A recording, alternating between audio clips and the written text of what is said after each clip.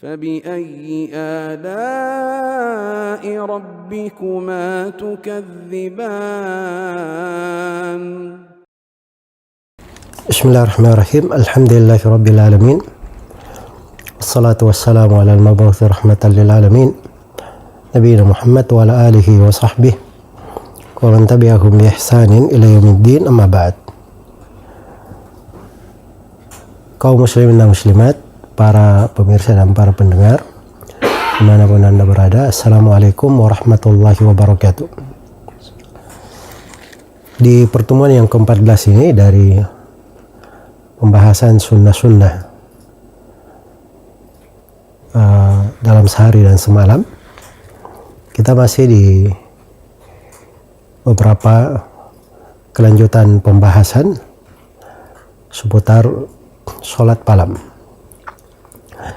Telah kita mulai pada pertemuan sebelumnya penyebutan salah satu doa dari doa yang dibaca oleh Nabi Shallallahu Alaihi Wasallam. Dan di malam ini kita akan membacakan riwayat tentang doa yang kedua. Sama dengan doa sebelumnya yang telah kita baca, itu adalah pembahasan tentang bagaimana Rasulullah Sallallahu Alaihi Wasallam membaca di sholat malamnya. Dan di doa yang kita akan baca ini, dia juga terkait dengan sholat malam juga. Tapi perlu saya ingatkan ya bahwa ada kaidah di kalangan para ulama di bab sholat, yaitu ma thabata fin nafilati fahuwa thabitun fil fariḍah. Apa yang telah tetap ketentuannya dalam sholat sunnah, maka itu juga berlaku pada sholat wajib, illa bidalil, kecuali kalau ada dalil yang membedakan. Iya, karena itu doa istiftah ini itu boleh dibaca juga di sholat wajib sebenarnya. Malah Imam Abu Daud untuk doa yang kita akan bacakan ini, itu beliau sebutkan di dalam satu pembahasan umum tentang doa-doa iftitah yang dibaca pada sholat. Tapi kita tidak mengkhususkan di sini pembahasan iftitahnya, karena itu insyaallah ta'ala kita akan merinci nanti di sifat sholat Nabi Sallallahu Alaihi Wasallam ketika kita akan mengeluarkan dari sunnah-sunnah sehari dan semalam di pembahasan sholat itu. Nah, sholat kita lakukan 5 kali dalam sehari di sholat wajibnya, apalagi kalau disempurnakan dengan 23 rakaat dari sholat-sholat sunnahnya, rawatib dan sholat malamnya. Ya, maka banyak sekali di situ dari sunnah-sunnah di pembahasan sholat ini. Jadi hadits ini berasal dari Ibnu Abbas radhiyallahu anhuma di riwayat Al-Bukhari dan Muslim. Namun lafaz yang saya akan bacakan ini berasal dari lafaz Imam Muslim rahimahullahu taala dari jalur Imam Malik bin Anas meriwayatkan dari Abu Zubair dari Tawus bin Kaisan dari Ibnu Abbas radhiyallahu anhuma. Jadi dikatakan oleh Ibnu Abbas anna Rasulullah sallallahu alaihi wasallam kana yaqulu idza qama ila as-salati min jawfil lail. Adalah Rasulullah sallallahu alaihi wasallam jika berdiri untuk salat di tengah malam, kana yaqul, beliau berkata. Karena itu kadang dibahasakan untuk makna dia selalu ya terus menerus, continue begitu membacanya. Ini bacaan Nabi Sallallahu Alaihi Wasallam di sholat malam. Memang agak panjang sedikit ya, tapi ini barangkali sudah dikirim ya oleh teman-teman di grup WA supaya bisa dilihat teksnya dan dihafalkan. Jadi Nabi itu membaca doa Allahumma lakal hamdu anta nurus samawati wal ard, walakal hamdu anta qayyumus samawati wal ard, walakal hamdu anta rabbus samawati wal ardi wa man fihinna, antal haqqu wa wa'dukal haqq wa qawlukal haqq wa liqa'uka haqqun wal jannatu haqqun wan naru haqqun was sa'atu haqq. Allahumma laka aslamtu wa bika amantu wa alayka tawakkaltu wa ilayka anabtu wa bika khasamtu wa ilayka hakamtu. Faghfirli ma qaddamtu wa ma akhartu, faghfirli ma qaddamtu wa akhartu wa asrartu wa alantu, anta ilahi la ilaha illa anta. Ya, doanya panjang ya, tapi ini subhanallah dari doa-doa yang memiliki makna-makna yang sangat agung. Nah, ini sebenarnya doa ini dari rahmat Allah subhanahu wa ta'ala untuk hamba-hambanya. Iya. Ya sebenarnya kita itu jangan minder ya dengan doa panjang. Karena kadang ini panjang ini.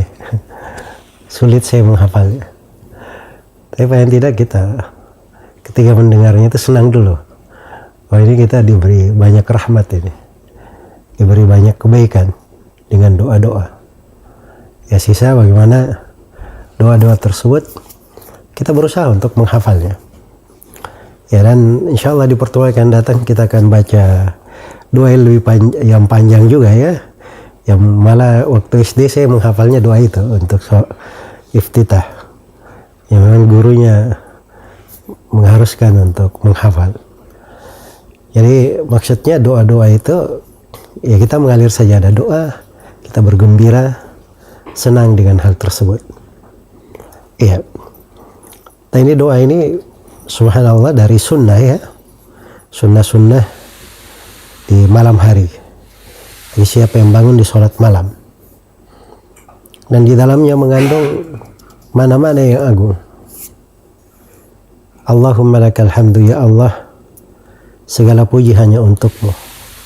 Anta nurus samawati wal ard, engkau adalah cahaya langit dan bumi.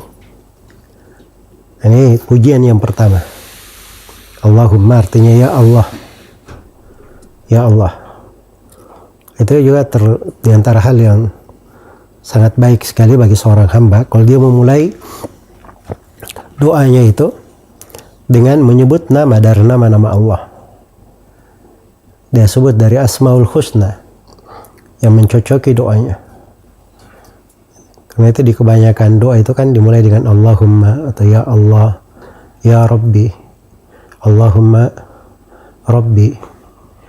Ya, itu dua nama ini yang mendominasi sebab ini nama yang paling universal, mencakup banyak hal. Jadi Allahumma lakal hamdu. Kita puji Allah dulu. Segala puji hanya untuknya. Iya. Nah, dan ini subhanallah mungkin dari renungan yang mendalam ya. Kita di malam hari itu, kita kalau selalu memuji Allah, salah satu bentuk kita memujinya, kita mengingat bahwa nikmat-nikmat yang selama ini kita peroleh, kita dapatkan, kita menikmatinya, bertengger di atasnya, memakannya, hidup dengannya. Ternyata banyak dari nikmat-nikmat tersebut atau seluruh dari nikmat-nikmat itu datangnya dari Allah. Maka kita puji Allah subhanahu wa ta'ala atas hal tersebut. Lakal hamdu. Bagimulah ya Allah segala pujian. Anta nurus samawati wal ard. Engkau adalah cahaya langit dan bumi. Ya. Jadi Allah yang menerangi langit dan bumi. Menerangi langit dan bumi. Nah, ini pembahasan tentang nur, cahaya Allah subhanahu wa ta'ala dari sudut dia sebagai nama, dari Asmaul Husna, dari sudut sifat dari sifat-sifat Allah, dan dari sudut pengaruh cahaya itu dan hal-hal yang dijadikan oleh Allah subhanahu wa ta'ala bercahaya. Itu pembahasan luas ya. Tapi di sini kita selalu mengingat bahwa dialah Allah nurus samawati wal ard. Nah, ini kita mulai awal hari kita dengan mengingat hal itu. Sebab masalah juga kita yang dalam hidup ya, kalau kita jarang mengingat makna-makna ini. Kita berusaha, bekerja, berupaya, tapi kadang kita kurang mendapatkan taufik. Banyak berada di dalam remang-remang kegelapan. Kita tidak sadar bahwa cahaya itu datangnya dari Allah. Dialah yang menerangi langit dan bumi. Ya, maka kita sebut dari nama dan sifat Allah Subhanahu wa Ta'ala. Oh, dialah Allah An-Nur, dari sifatnya menerangi langit dan bumi. Kita memuji Allah. Kemudian yang kedua, walakal hamdu anta qayyumus samawati wal ard. Dan bagimu lah ya Allah alhamd, segala puji. Engkau adalah qayyum. Engkau adalah qayyamu. Ya, di sebagian riwayat qayyimu. Anta qayyamus samawati wal ard. Maknanya sama ya. Sebab al-qayyam, al-qayyum, al-qayyim itu maknanya sama. Mengandung dua makna. Dialah Allah yang tegak pada dirinya sendiri, artinya maha kekal, maha kaya, tidak perlu kepada selainnya. Dan makna yang kedua, al-qayyum, artinya al-qayyam, artinya dia yang menegakkan selainnya. Seluruh makhluk fakir kepadanya. Dialah yang memberikan apa yang diperlukan oleh langit dan bumi itu. Itu kalau diartikan al-qayyum dengan makna umumnya sebagai nama. Iya. Allahu la ilaha illa huwal hayyul qayyum. Al-qayyum dengan nama umum ada dua makna tadi.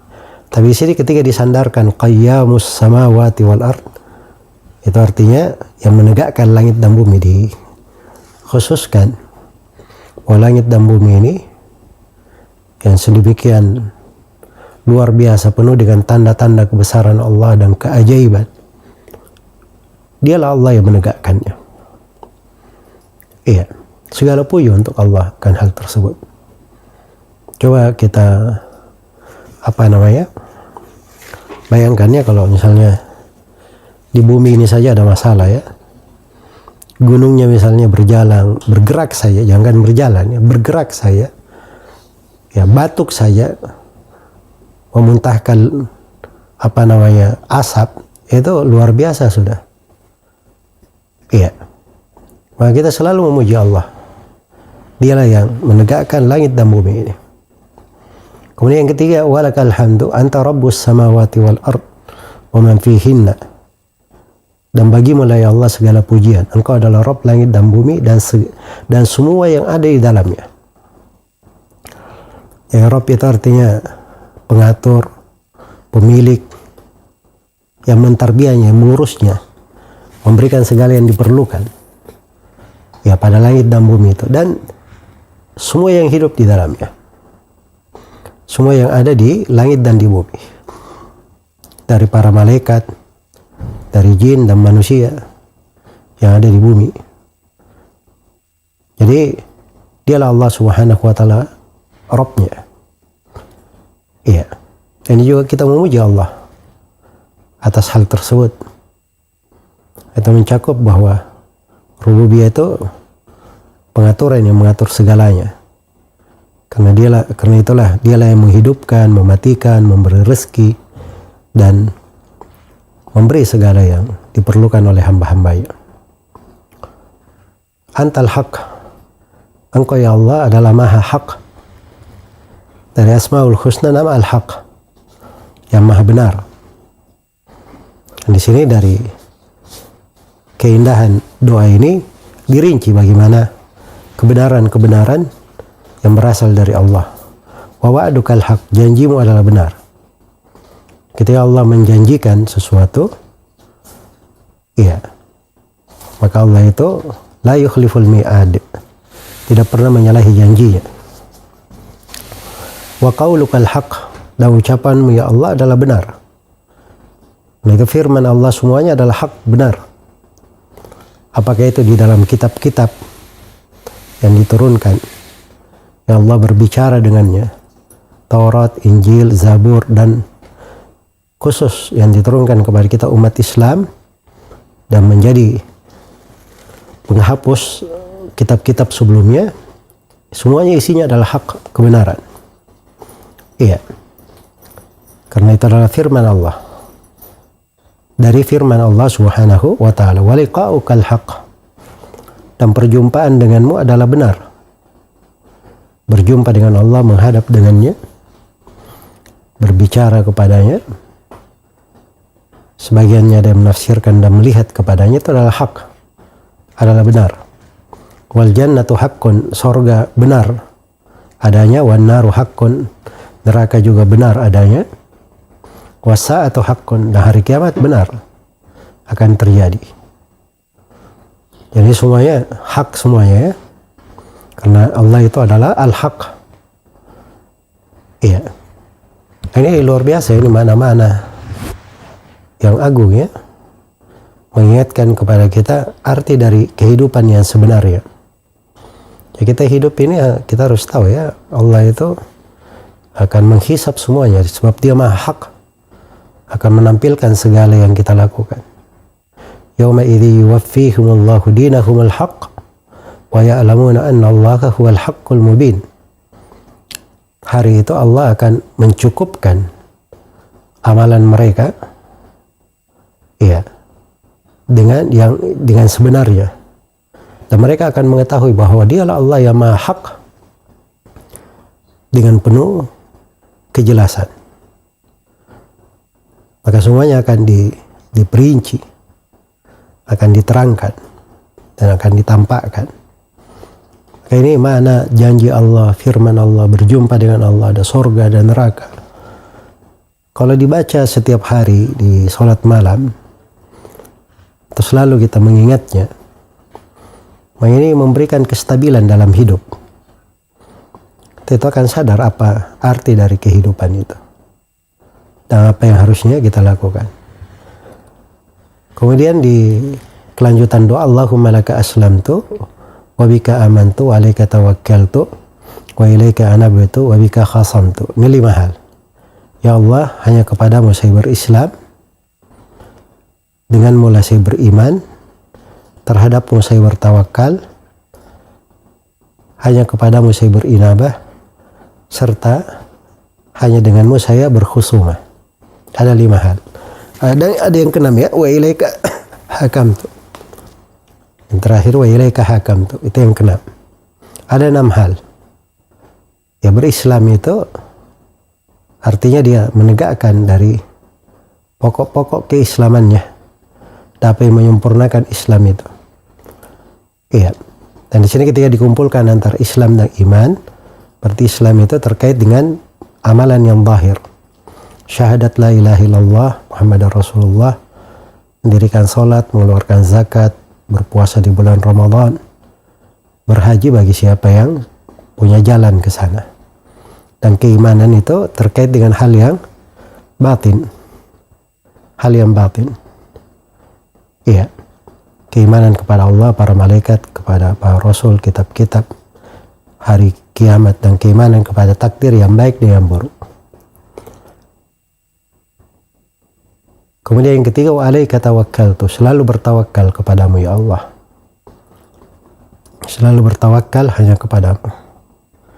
Kita ini dalam hidup, kalau kita bersandar pada diri kita banyak kelemahan,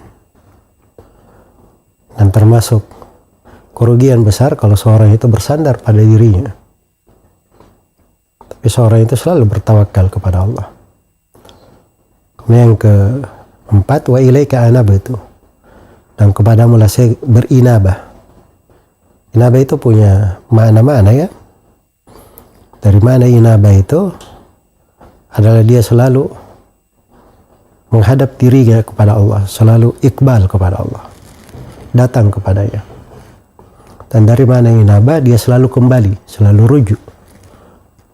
Kayaknya taubat pun masuk ke dalam makna inabah. Inabah ini dari ibadah yang sangat agung.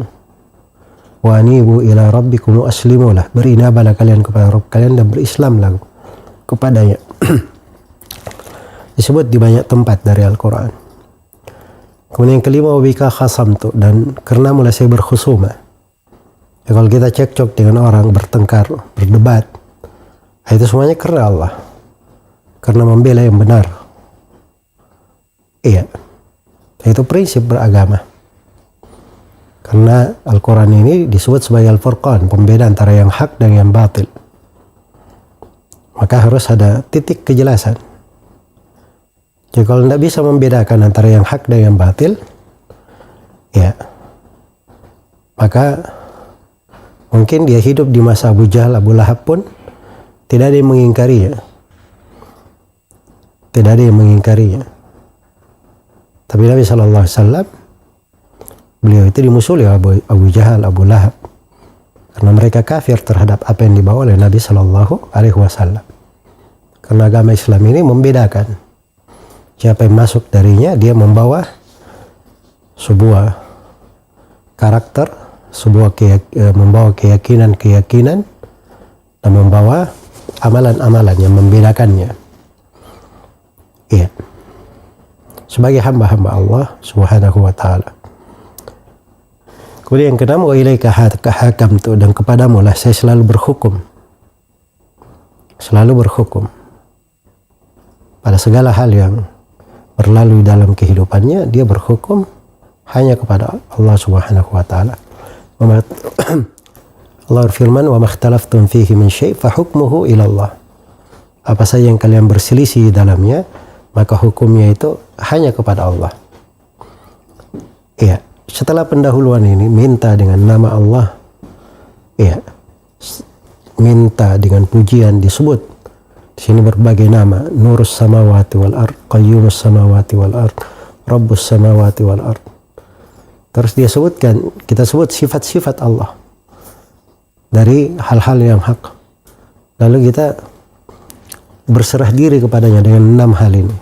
Berislam, beriman, bertawakal, berinabah, berkhusuma, berhukum hanya kepada Allah. Barulah setelah itu kita mohon kepada Allah. Apa yang diminta? Faghfir lima qaddamtu wa akhartu wa asrartu wa alantu. Ya Allah, ampunilah untukku apa yang saya telah kedepankan, apa yang kuakhirkan. Ya, maksudnya ampuni dosaku yang telah kulakukan, dosa yang akan datang kalau misalnya saya jatuh ke dalam dosa lagi. Ya bukan sengaja, tapi namanya manusia, tidak ada yang luput dari dosa. Iya. Wa asrartu wa alantu. Ampuni untukku apa yang saya rahasiakan, apa yang saya terang-terangan. Di sebagian riwayat Al-Bukhari ada tambahannya, antal muqaddim wa antal muakhir. Engkau adalah yang mengedepankan, engkau yang mengakhirkan. Di riwayat Muslim ini enggak disebut ya. Anta ilahi la ilaha illa anta. Ditutup dengan kalimat yang sangat agung. Engkau Allah adalah ilahi yang kuibadahi. La ilaha illa anta. Tidak ada ilah yang berhak diibadahi kecuali engkau. Ini doa yang sangat agung dari sunnah yang sangat indah. Terdapat di dalamnya mana-mana yang agung tentang tauhid, dan terdapat seorang itu selalu dibimbing untuk memohon ampun kepada Allah. Dan terdapat bahwa dari etika doa itu, seorang itu menyebut dari nama Allah, sifat-sifatnya, keagungannya, kebesarannya, baru dia memohon apa yang dia minta, supaya yang dia minta itu akan lebih mudah didengarkan, dikabulkan. Kemudian dia tutup dengan hal yang agung pula. Dan tidak ada yang lebih agung dalam konteks berdoa kepada Allah, dan tidak ada sebab yang lebih dahsyat di dalam dikabulkannya doa itu melebihi seorang itu bertauhid kepada Allah. Sini di doa ini sudah disebut semua ya, dari tauhid rububiyah, tauhid uluhiyah, tauhid al-asma wa sifat, ada semuanya. Kita bermohon kepada Allah dengan nama-nama dan sifat-sifatnya, keagungan dan kebesarannya. Kita menyebut dari ibadah hanya kepadanya. Tak akui segala sesuatu itu adalah pengaturan dan ciptaan. Setelah itu kita memohon ampunan untuk hal tersebut. Semoga Allah Subhanahu wa taala memudahkan kita semua untuk beramal dengan sunnah-sunnah Nabi Sallallahu Alaihi Wasallam dan menjadikan doa ini sebagai doa yang selalu menyertai kita di dalam kehidupan kita, membawa kebaikan dan keberkahan untuk kita semua di dalam kehidupan. Wallahu ta'ala alam.